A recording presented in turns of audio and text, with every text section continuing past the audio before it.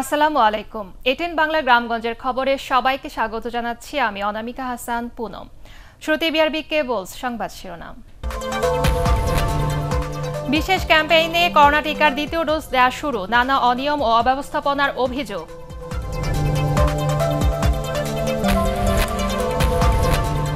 দুদিনেও তোলা সম্ভব হয়নি পাটুরিয়ায় ডুবে যাওয়া ফেরি, এক সপ্তাহ লাগতে পারে বলছে ফায়ার সার্ভিস।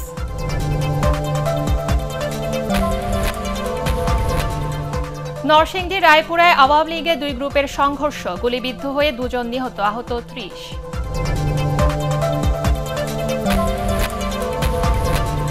এবং মংলা খুলনা জাতীয় মহাসড়কের বেহাল দশা, পণ্যবাহী পরিবহন চলাচলে বাড়ছে ভোগান্তি, ঘটছে দুর্ঘটনা। শুনছিলেন বিআরবি কেবলস সংবাদ শিরোনাম। এবারে বিস্তারিত। প্রধানমন্ত্রী শেখ হাসিনার জন্মদিন উপলক্ষে বিশেষ ক্যাম্পেইনে প্রথম ডোজ টিকা নেওয়া ব্যক্তিদের দ্বিতীয় ডোজ দেওয়া শুরু হয়েছে আজ। প্রথম ডোজের জন্য নির্ধারিত কেন্দ্রগুলোতে দেওয়া হচ্ছে দ্বিতীয় ডোজের টিকা। তবে রাজধানীর কেন্দ্রগুলোতে নানা অব্যবস্থাপনা ও অনিয়মের অভিযোগ পাওয়া যায়। ৮২ লাখ মানুষের দ্বিতীয় ডোজ সম্পন্ন না হওয়া পর্যন্ত ক্যাম্পেইন চলবে বলে জানিয়েছে স্বাস্থ্য বিভাগ। ইমদাদুল্লাহ বাবুর রিপোর্ট। প্রধানমন্ত্রী শেখ হাসিনার ৭৫তম জন্মবার্ষিকী উপলক্ষে বিশেষ ক্যাম্পেইনে গত ২৮ সেপ্টেম্বর ৮২ লাখ মানুষকে টিকা দেয়া হয়। এই ক্যাম্পেইনের আওতায় টিকার প্রথম ডোজ নেওয়া ব্যক্তিরা দ্বিতীয় ডোজ নিতে ভিড় করেন রাজধানীর বিভিন্ন কেন্দ্রে। কিন্তু প্রস্তুতির অভাবে সকাল ৯টায় টিকা কার্যক্রম শুরু হওয়ার কথা থাকলেও নির্ধারিত সময়ে শুরু করতে পারেনি কেন্দ্রগুলো। এতে বিড়ম্বনায় পড়েন অফিসগামী মানুষ। 10টা বাজে আইয়া টিকা দেওয়া শুরু করছে। কাজকর্ম তো আছে আমাগো, পেট খিদের মানুষ। অফিস টাইম তো পার হয়ে যাইতেছে। টিকা নিতে এসে রাজধানীর কোনো কোনো কেন্দ্রে দীর্ঘ সময় নগরবাসীকে অপেক্ষা করতে হয়েছে। লাইন ব্যবস্থাপনা ও স্থানীয় কাউন্সিলরদের পছন্দের লোকজনকে এগিয়ে নিয়ে টিকা দেওয়ার অভিযোগ করেছেন অনেকে। যা লোক আসে হ্যাঁ দিয়া দেয়, আমরা পরে দেই। লাইন ভাঙ্গা লোক ঢুকে পড়ে, আমরা লাইনেই দাঁড়ায় থাকি। গঞ্জাম করতেছে যে সিরিয়াল ভাবে থাকলে, যে লোক আছে দেখেন সিরিয়াল থাকলে আধা ঘন্টা লাগে না দিতে। এত কিছুর পরও করোনা টিকা নিতে পেরে খুশি সবাই, কিন্তু কেন্দ্রগুলোর ব্যবস্থাপনা আরও ভালো করার অনুরোধ নগরবাসীর। লোকজন বেশি, তারা ছিল যে দিতে পারবো কি দিতে পারবো না। প্রথমে এসেছিলাম তো প্রথমেই দিয়ে দিয়েছি টিকা। এসব অনিয়ম এবং অব্যবস্থাপনা তদারকি করতে মাঠ পর্যায়ে স্বাস্থ্য বিভাগের কোনো কর্মকর্তার উপস্থিতি ছিল না। আমাদের টিকা দিয়ে দিবে, নার্স চাপা রাস্তা একটু জেমে পড়ে গেছে, টিকা চলে আসছে।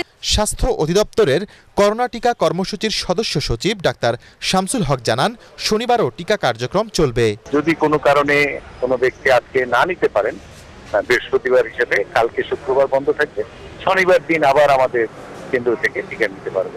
বিশেষ ক্যাম্পেইনে চীনের তৈরি সিনোফার্মের টিকা দিয়েছে স্বাস্থ্য বিভাগ। ইমদাদুল্লাহ বাবু, এটিএন বাংলা, ঢাকা। চট্টগ্রামে ৩.৫ লাখেরও বেশি মানুষ টিকার দ্বিতীয় ডোজ পাবেন। সিটি কর্পোরেশনের প্রধান স্বাস্থ্য কর্মকর্তা ডাক্তার সেলিম আক্তার চৌধুরী জানান, গত ২৮ সেপ্টেম্বর যাদের প্রথম ডোজ টিকা দেওয়া হয়েছিল তাদেরকে দ্বিতীয় ডোজ দেওয়া হচ্ছে। প্রথম দফায় গণটিকাদান কার্যক্রমে চট্টগ্রাম মহানগর ও উপজেলায় ৩,৪৭,৪১৮ জনকে সিনোফার্মের টিকা দেওয়া হয়। এর মধ্যে মহানগর এলাকায় ৬০,৭০২ জন এবং উপজেলা পর্যায়ে ২,৮৬,৭১৬ জন প্রথম ডোজ টিকা পেয়েছিলেন। নাটোরে বিশেষ ক্যাম্পেইনে ৬৫,০০০ মানুষকে করোনার দ্বিতীয় ডোজ টিকা দেওয়ার উদ্যোগ নিয়েছে স্বাস্থ্য বিভাগ। সকালে জেলা ৪০টি ইউনিয়ন ও ৩টি পৌরসভায় একযোগে শুরু হয় টিকা ক্যাম্পেইন। নাটোর সদর উপজেলার তেবাড়িয়া ইউনিয়ন পরিষদে এই কার্যক্রম উদ্বোধন করেন জেলা প্রশাসক শামীম। প্রধানমন্ত্রী শেখ হাসিনার জন্মদিন উপলক্ষে গাজীপুরে গণটিকাদান দ্বিতীয় ডোজ কর্মসূচি সকাল থেকে শুরু হয়। জেলার সিভিল সার্জন ডাক্তার খায়রুজ্জামান জানান, গাজীপুর সিটি কর্পোরেশনের ১০৯টি কেন্দ্র ও জেলার ৫টি উপজেলার প্রতিটি ইউনিয়নে ৩টি করে কেন্দ্রে এই কর্মসূচি চলে।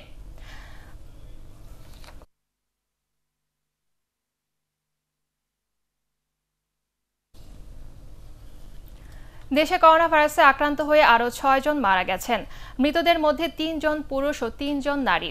এ নিয়ে মোট মৃতের সংখ্যা বেড়ে দাঁড়ালো ২৭,৮৪৭ জনে। গত ২৪ ঘন্টায় ১৯,৫৩৫ জনের নমুনা পরীক্ষায় নতুন করে করোনা শনাক্ত হয়েছেন ২৯৪ জন। শনাক্তের হার ১.৫০%। মৃতদের মধ্যে ঢাকা বিভাগের ৪ জন এবং চট্টগ্রাম বিভাগে ২ জনের মৃত্যু হয়েছে। একদিনে সুস্থ হয়েছেন ২২৭ জন। মোট সুস্থ ১৫ লাখের বেশি। স্বাস্থ্য অধিদপ্তরের তথ্য বিবরণীতে এসব তথ্য জানানো হয়।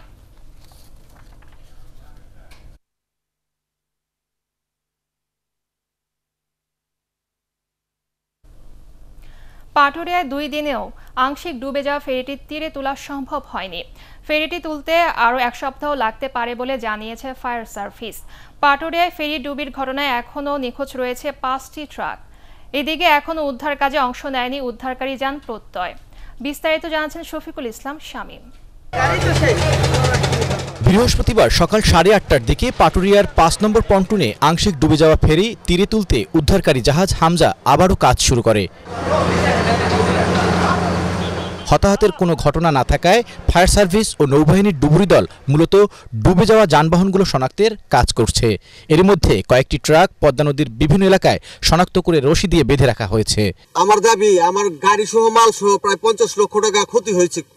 কর্তৃপক্ষের কাছে এই দাবি, আমার এই ক্ষতিপূরণ দিতে হবে এবং আমাদের গাড়িগুলো প্রায় 24 ঘন্টা যাবত পানির নিচে রয়েছে।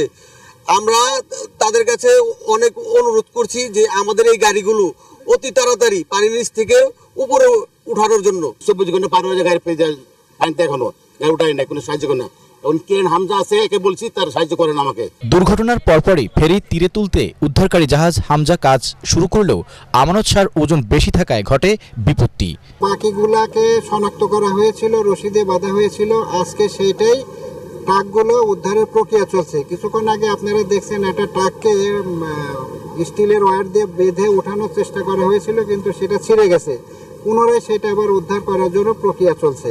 আমাদের এই ফেরি উদ্ধারের কোনো সরঞ্জামাদি নাই, আমাদের মূল কাজ হলো উদ্ধার কাজ। স্থানীয় প্রশাসন, আইনশৃঙ্খলা বাহিনীর সদস্যরা উদ্ধার কাজে সহযোগিতা করছে। বর্তমানে পাটুরিয়া 5 নম্বর ফেরিঘাটটি যান চলাচলের জন্য বন্ধ রাখা হয়েছে।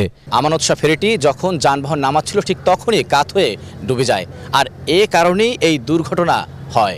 তবে কী কারণে এই দুর্ঘটনা ঘটেছে তা এখন পর্যন্ত জানা সম্ভব হয়নি। শফিকুল ইসলাম শামীম, এটিএন বাংলা, পাটুরিয়া, মানিকগঞ্জ। ইউপি নির্বাচনকে কেন্দ্র করে নরসিংদী রায়পুরার কাচারিকান্দি গ্রামে আওয়ামী লীগের 2 গ্রুপের সংঘর্ষে গুলিবিদ্ধ হয়ে 2 জন নিহত হয়েছে। আহত কমপক্ষে 30 জন। নিহতরা হলেন মারফত আলীর ছেলে সাদির মিয়া ও আসাদ মিয়ার ছেলে হিরণ। আহতদের উদ্ধার করে রায়পুরা সহ নরসিংদীর বিভিন্ন হাসপাতালে ভর্তি করা হয়েছে। এর মধ্যে মুমূর্ষু অবস্থায় জজ মিয়াকে ঢাকা মেডিকেল কলেজ হাসপাতালে আনা হয়েছে। পুলিশ জানিয়েছে, এলাকার আধিপত্য বিস্তারকে কেন্দ্র করে কাচারিকান্দি গ্রামের শাহ আলম মেম্বার ও ছোট শাহ আলমের দ্বন্দ্বের জেরে এর আগেও হত্যাকাণ্ডের ঘটনা ঘটে। রায়পুরা থানার ওসি আজিজুর রহমান বলেন, দীর্ঘদিন পলাতক থাকার পর শাহ আলম মেম্বার ও তার সমর্থকরা ভোরে গ্রামে ফিরে এসে প্রতিপক্ষের উপর হামলা চালায়। এতে হতাহতের ঘটনা ঘটে। বগুড়ার সোনাতলা পৌরসভা নির্বাচনকে সামনে রেখে জনসংযোগে ব্যস্ত সময় কাটাচ্ছেন প্রার্থীরা, দিচ্ছেন উন্নয়নের নানা প্রতিশ্রুতি। 2 নভেম্বর অনুষ্ঠিত হতে যাওয়া এই নির্বাচনে 3 জন মেয়র প্রার্থী, 40 জন কাউন্সিলর ও 11 জন সংরক্ষিত মহিলা কাউন্সিলর পদে লড়ছেন। স্বতন্ত্র প্রার্থী হিসেবে নির্বাচন করছেন বর্তমান মেয়র জাহাঙ্গীর আলম নান্নু। আওয়ামী লীগ মনোনীত প্রার্থী শহীদুল বারী খান রাব্বানী ও বিএনপির প্রয়াত সংসদ সদস্য ডাক্তার হাবিবুর রহমানের ছেলে শাকিল রেজা বাবলা স্বতন্ত্র প্রার্থী হিসেবে প্রতিদ্বন্দ্বিতা করছেন। পৌরসভার মোট ভোটার 19,523 জন। ইভিএমে সুষ্ঠু ও শান্তিপূর্ণ ভোট গ্রহণের প্রয়োজনীয় ব্যবস্থা নিয়েছে প্রশাসন। আপনাদের এইভাবে সেবা করতে চাই এবং আপনাদের সঙ্গে মিশে থাকতে চাই। অতীতের মতো এই পৌরসভাকে আমি ক শ্রেণীতে পৌরসভা নিয়ে যাওয়ার আপ্রাণ চেষ্টা করব। রাস্তা আমরা যতই ড্রেন না থাকে রাস্তায়, তাহলে কিন্তু রাস্তার টিকে অসম্ভব হয়ে যায়। আমি ড্রেনের ব্যবস্থা উন্নয়ন করব। সার্বিক পরিস্থিতি ভালো, আইন শৃঙ্খলা পরিস্থিতি ভালো, এ পর্যন্ত আমাদের কোনো সহিংসতা কিংবা অন্য কোনো দুর্ঘটনা হয়নি। দীর্ঘদিন সংস্কারের অভাবে বেহাল দশা মংলা খুলনা জাতীয় মহাসড়কের। অপ্রশস্ত সড়কে প্রতিদিন দেশের নানা প্রান্তে শত শত ট্রাক, কাভার ভ্যান সহ নানা ধরনের যানবাহন যাতায়াত করায় সৃষ্টি হচ্ছে খানাখন্দ। ভারী পণ্য নিয়ে চলাচলে ভোগান্তিতে পড়ছে গাড়ির চালকরা, ঘটছে দুর্ঘটনা। অতিরিক্ত অর্থ ও সময় ব্যয় হচ্ছে ব্যবসায়ীদের। বাগেরহাট প্রতিনিধি আমিরুল হক বাবুর তথ্যচিত্রের রিপোর্ট জানাচ্ছেন নিয়াজ জামান সজি। আন্তর্জাতিক সমুদ্র বন্দর হিসেবে খ্যাত মোংলা থেকে কাটাখালী বাগেরহাট অংশে জাতীয় মহাসড়ক প্রায় 30 কিলোমিটার। এর মধ্যে চেয়ারম্যানের মোড় থেকে দিগরাজ পর্যন্ত প্রায় 3 কিলোমিটার সড়কের এমনই বেহাল দশা। 80 দশকের 22 ফুট চওড়া সড়কটি নির্মাণের 4 দশক পার হলেও বাড়েনি প্রস্থ। এদিকে দিনকে দিন এই সড়কে পণ্য চলাচলের অতিরিক্ত চাপ বাড়ায় প্রায় ক্ষতিগ্রস্ত হচ্ছে এই সড়ক। বিভিন্ন স্থানে গর্ত তৈরি হয়, প্রতিনিয়ত ঘটছে দুর্ঘটনা। প্রতিদিন অন্তত 4 থেকে 5টি গাড়ি ব্রেকডাউন হয়ে রাস্তায় পড়ে থাকছে। আবার ট্রাক প্রতি 10 থেকে 12,000 টাকা ভাড়া গুনতে হচ্ছে বলেও জানান ব্যবসায়ীরা। শোরুমে নেওয়ার আগে আমাদের গাড়িগুলো গ্যারেজে নিয়ে যেতে হয়। ট্রাক ভাড়া প্রতিনিয়ত বাড়তেছে, প্রতি ট্রাকে 10,000 টাকা করে আমাদের বাড়তি ভাড়া দিতে হচ্ছে। কেন দিতে হবে? ঠিক করতেছি মূলত রাস্তা ঠিক করে না। সড়ক বিভাগ বলছে সড়কটি 6 লেন প্রশস্ত করার প্রস্তাব রয়েছে, চূড়ান্ত অনুমোদনের অপেক্ষায়। তো যত তাড়াতাড়ি অনুমোদন হবে তত এই সড়কের জন্য এবং এই সড়ককে কেন্দ্র করে যে শিল্প প্রতিষ্ঠান এবং এই সড়কে যারা ব্যবহারকারী তাদের জন্য উপকার আসবে। সড়কটি 6 লেনে উন্নীত হলে সুফল মিলবে মোংলা বন্দর সহ ভারী শিল্প প্রতিষ্ঠানের পণ্য পরিবহনের। ভোগান্তি লাঘবে তাই দ্রুত উদ্যোগ নেওয়ার দাবি ব্যবসায়ী সহ সংশ্লিষ্টদের। Bureau report, ATN Bangla. সিরাজগঞ্জে পুলিশের সাথে সংঘর্ষের ঘটনায় ও সরকারি কাজে বাধা দেয়ায় জেলা যুবদলের সভাপতি মির্জা আব্দুল জব্বার বাবুসহ 250 নেতাকর্মীর বিরুদ্ধে মামলা দায়ের করেছে পুলিশ। গতরাতে সদর থানার এসআই শাহ আলম বাদী হয়ে 24 জনের নাম উল্লেখ সহ অজ্ঞাতনামা আরও 150 জনকে আসামি করে মামলাটি দায়ের করেন। মামলায় জেলা যুবদল সভাপতি মির্জা আব্দুল জব্বার বাবুসহ দলটির শীর্ষ পর্যায়ের নেতাকর্মীদের নাম রয়েছে। যুবদলের প্রতিষ্ঠা বার্ষিক উপলক্ষে গতকাল শহরের ইবি রোডে সমাবেশকে কেন্দ্র করে সংঘর্ষে একজন উপপরিদর্শক সহ 2 জন পুলিশ ও যুবদলের 15 নেতাকর্মী আহত হন। নড়াইলে যুবলীগের বর্ধিত সভাকে কেন্দ্র করে বিক্ষিপ্ত হামলায় অন্তত 5 জন আহত হয়েছেন। পদ পদবি নিয়ে বিরোধের জেরে দলীয় প্রতিপক্ষরা এই হামলা চালায় বলে জানান সংশ্লিষ্টরা।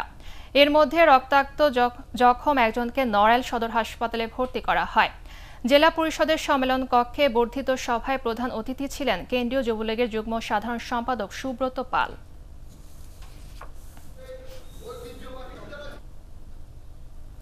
নারায়ণগঞ্জ শহরে প্রকাশ্যে ছুরিকাঘাতে হকার জুবায়ের হোসেনকে হত্যা মামলার প্রধান আসামি ইকবালকে গ্রেফতার করেছে র্যাব। বরিশালের উজিপুর থেকে তাকে গ্রেফতার করা হয়। সিদ্ধিরগঞ্জের র্যাব 11 সদর দপ্তরে সংবাদ সম্মেলনে এ তথ্য জানান ব্যাটালিয়নের অধিনায়ক লেফটেন্যান্ট কর্নেল তানভীর মাহমুদ পাশা। গ্রেফতার ইকবাল সোনারগাঁ উপজেলার বুরুমদি গ্রামের আব্দুস সামাদের ছেলে। গত 14 অক্টোবর শহরের বঙ্গবন্ধু সড়কে সাধু পৌলের গির্জার সামনে ফুটপাতে দোকান বসানোকে কেন্দ্র করে জুবায়েরকে ছুরিকাঘাতে হত্যা করা হয়। অস্বাস্থ্যকর পরিবেশে শিশু খাদ্য তৈরির অভিযোগে ঢাকার ধামরাইয়ে একটি কারখানাকে 6 লাখ টাকা জরিমানা করেছে র্যাবের ভ্রাম্যমাণ আদালত।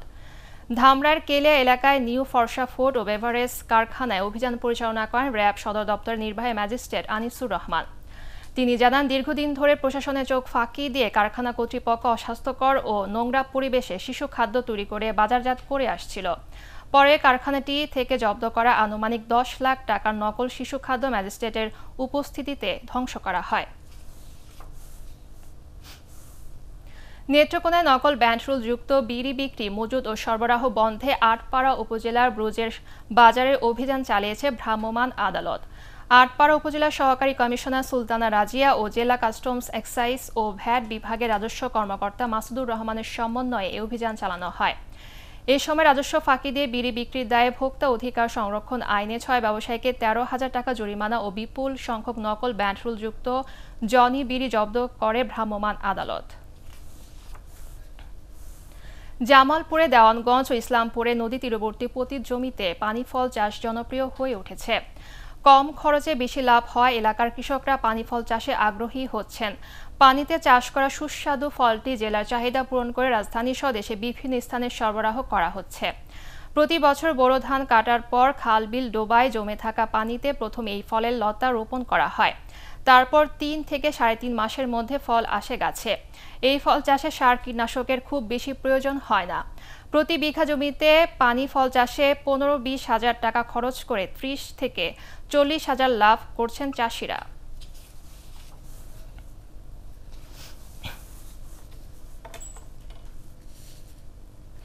গরু নেই, তাই নিজেই ঘানি টেনে সরিষা তেল মাড়াই করে সংসার চালানো ঠাকুরগাঁয়ের খড়গ মোহন সেনকে গরু ও নগদ টাকা দিয়ে সহায়তা করলেন জেলা প্রশাসক। সম্প্রতি সামাজিক যোগাযোগ মাধ্যমে খড়গ মোহনের পরিবারের ঘানি টানার ছবি প্রকাশ হলে ঠাকুরগাঁয়ের জেলা প্রশাসক মাহবুবুর রহমানের নজরে আসে। পরে তিনি উন্নয়ন সংস্থা ইএসডিওর সহযোগিতায় তাদেরকে একটি গরু এবং নগদ 12,000 টাকা প্রদান করেন। সদর উপজেলার গড়েয়া গোয়াবাড়ি কিসামত এলাকার খড়গ মোহন সেন ও তার স্ত্রী রিনা রানী সেন প্রায় 40 বছর ধরে গরুর বদলে নিজেরাই তেলের ঘানি টেনে সংসার চালিয়ে আসছিলেন। যশোরে জেলা যুবলীগের আয়োজনে র্যালি ও সম্প্রীতি সমাবেশ অনুষ্ঠিত হয়েছে। MM কলেজ হোস্টেলের সামনে থেকে র্যালিটি বের হয়ে বিভিন্ন সড়ক ঘুরে শহরের দড়াটানায় গিয়ে শেষ হয়। পরে সেখানে সমাবেশে জেলা যুবলীগের সাধারণ সম্পাদক জহিরুল ইসলাম চাকলাদার সহ অন্যান্য নেতারা বক্তব্য রাখেন। বক্তারা সাম্প্রদায়িক সহিংসতায় জড়িতদের অবিলম্বে গ্রেফতার ও দৃষ্টান্তমূলক শাস্তির দাবি জানান। দেশে বিভিন্ন স্থানে সাম্প্রদায়িক সহিংসতা বন্ধ ও দোষীদের বিচারের দাবিতে জামালপুরে মানববন্ধন করেছে সেক্টর কমান্ডার্স ফোরাম মুক্তিযুদ্ধ ৭১ জেলা শাখা। শহরে দয়াময়ী চত্বরে মানববন্ধনে জামালপুর পৌরসভার মেয়র সানোয়ার হোসেন ছানু, সংগঠন জেলা শাখার সভাপতি বীর মুক্তিযোদ্ধা ইঞ্জিনিয়ার আব্দুর রশিদ ও সাধারণ সম্পাদক লুৎফর রহমান বক্তব্য রাখেন।